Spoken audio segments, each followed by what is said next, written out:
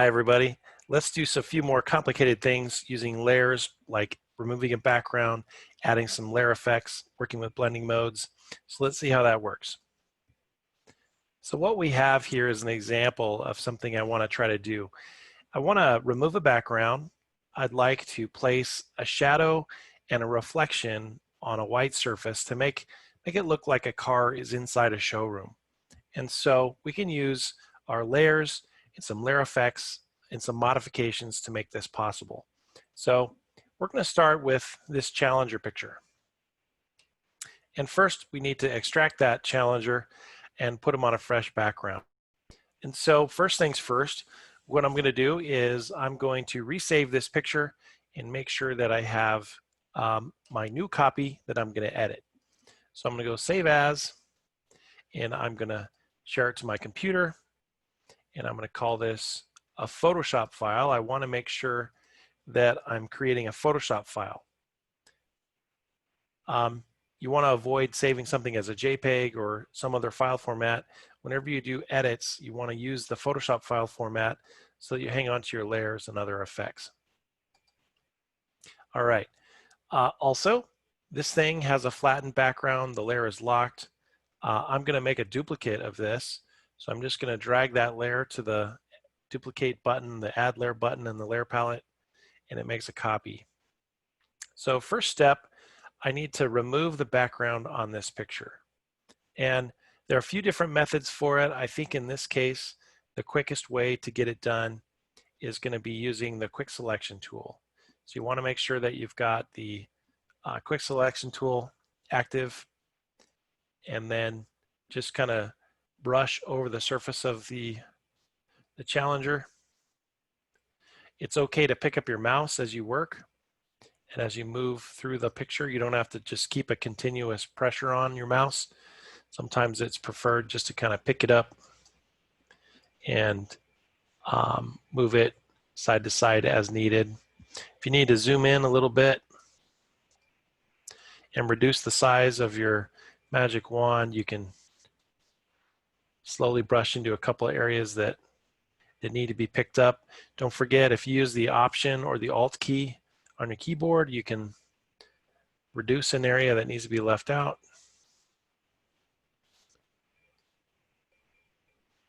And you just kind of want to go around and make sure that you get the whole picture. And I'm not going to bore you guys with the steps of doing the entire picture, because there are some ways to make it perfect. But I'm going to get the big pieces so the majority of the picture is in frame. I'm just going to remove this little spot underneath as best I can to get rid of that tire. Oh, I want to keep that tire. There we go. That's good. And last little spot down here. Awesome. Okay, so I've got my selection made. I've got the majority of the Challenger in place, and now it's time to remove this car from its background. I have a couple ways that I can do it. I think for this situation, I'm going to go ahead and just copy and paste. So the quick shortcut is Command C and then Command V, or on the PC, Control C, Control V. And you'll see over on my layer palette that I now have a blank, empty layer with just the Challenger without the background. Now what I want to do is paint that nice white background to start building the finish for my car. And so what I'm going to do is I'm going to click on white. And this is a new feature inside Photoshop, is that what you can do is actually take your background color, take just a flat color on your swatch palette, and just drag and drop those swatches onto your file, and it creates a layer. I did that kind of fast, but basically what you're looking for is you're looking for a color swatch, and if you just drag and drop that onto your screen, it creates a color fill layer inside your file. That's really helpful to make a solid color layer Really easy way to do it. If you're on an older version of Photoshop, what you'll need to do is actually create a blank layer. I'll go ahead and do it this way. Create a blank layer. Make sure that your fill color is set to white. Switch over to the paint bucket and then click inside that empty layer to create your blank empty layer. I'm gonna go ahead and leave that one for now, since that's all I really need is just a solid layer filled with white. Now you'll notice on my example here, this car has some defects on it. I could go through with my eraser and clean up some of those little artifacts. I also could have used the refine selection option to clean up the car selection before I removed the background. But for the purposes of this demonstration, I'm not going to go through all those specific pieces at this point. Just want to get down to creating that background in the way that, that I want to use the shadow and also the reflection. So there are some what we call layer effects. I'm sorry. Yeah, layer effects. That is what I mean. In the layer panel. And if you look down at the bottom, there's a little FX button, and that's where you find them. We won't use all of them here, but you have a variety. You have bevel and emboss, stroke, inner glow, inner shadow, outer glow. There's even drop shadow. So I'm going to click drop shadow. And that's going to pull up a new dialog box. And you'll see here that all those ones that I listed are also listed here on the left-hand side of the dialog box. And essentially, this is what they're doing. They're adding these special effects to that layer. So if I drag this this slider and I increase the spread, I increase the distance, increase the darkness, you can see it's adding a shadow to the car. There's this multiply effect for the blending mode. There's the opacity slider, which I can control to create the shadow around the car. Those are all controlled here with these little dials. And so if you're adding a glow or a shadow, you can experiment with those little dials as you create that effect around your object. I'm going to make this fairly light. I don't want it to be really bold. So I'm going to increase the size, increase the spread and the distance, and set the multiply to about 25% so that it's still pretty transparent. And then click OK. And now you'll notice on my layer palette itself, that car layer has the effect and the drop shadow listed. It's listed there as an effect that's applied to that object. I can collapse that by clicking this little arrow over the side, which can hide or reveal that little layer effect as I'm working to just consolidate space on my layer palette. So at this point, what I want to do is increase the shadow underneath the car. I want to replace that. And then I want to put the reflected car underneath. So first things first, let's work on the shadow underneath. So what I'm going to do is select layer number 2. And what I'm going to do is build up another blank layer underneath the car and paint a shadow underneath the car. So here is how I'm going to do that. I'm going to click on the new layer button at the bottom of the layer panel. And here I have a little checkerboard layer that I'm going to go ahead and label. I'm going to label it shadow. And I'm going to use my marquee tool, and I'm going to draw an ellipse. So I'm going to switch over to the ellipse, and I'm going to drag and I'm going to stretch out that ellipse underneath the car about that far. And notice how when you have the ellipse selected, you can reposition it. If I haven't changed tools yet, get it into the right spot. I want it to be about that large underneath the base of the car. And notice I'm still on that shadow layer.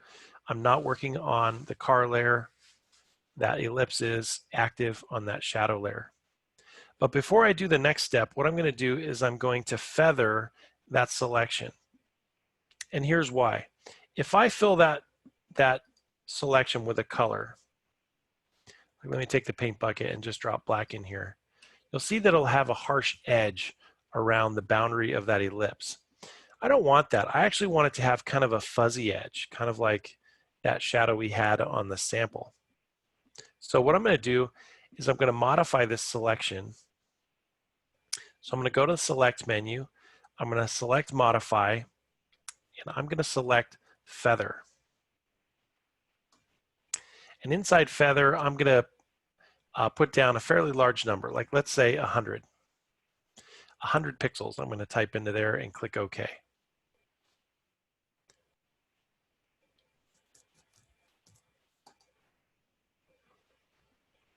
Uh-oh, it screwed me up. Let me go back to that. I'm going to select modify, feather. This time maybe I did too much, do 50. There we go. That last time I did the feathering, I did too much, so I changed it to 50. Depending on what you're working on, you may have to do the same thing and reselect it and change to a smaller number. Okay, now what I'm going to do is I'm going to fill that ellipse with black. So I'm going to go to the edit menu. I'm going to select fill, and I'm going to select black as the color, and I'm going to click OK. So now you can see that what it did was it painted that black color into that ellipse, and because it was feathered, it faded it into the picture. You can see it kind of created that underlying shadow. And actually that shadow is not quite enough, not quite dark enough. I'm going to go ahead and do that again. I'm going to do it right on that same shadow layer. I'm going to draw a new ellipse, reposition it. This time I'm going to do select, and I'm going to do modify, and I'm going to do feather, and this time I'm going to modify that ellipse less. Let's do like maybe 10% this time, 10 pixels. Click OK. I'm going to go edit fill, use black, and now it should appear much darker. So that's a little better, a little more what I was thinking about doing. It's also possible to do another little bit of an effect to this to give it even more of a natural look. So I'm going to go to the filter menu. So I'm still selected on that shadow layer. I'm going to go filter, and I'm going to go to blur, and I'm going to go motion blur. And so what's going to happen is it's going to stretch this perfectly shaped ellipse. It's going to stretch it sideways a little bit. So I'm going to hit motion blur, and I'm going to stretch this number of distance. You can see how it kind of tapers the edge and stretches a little bit.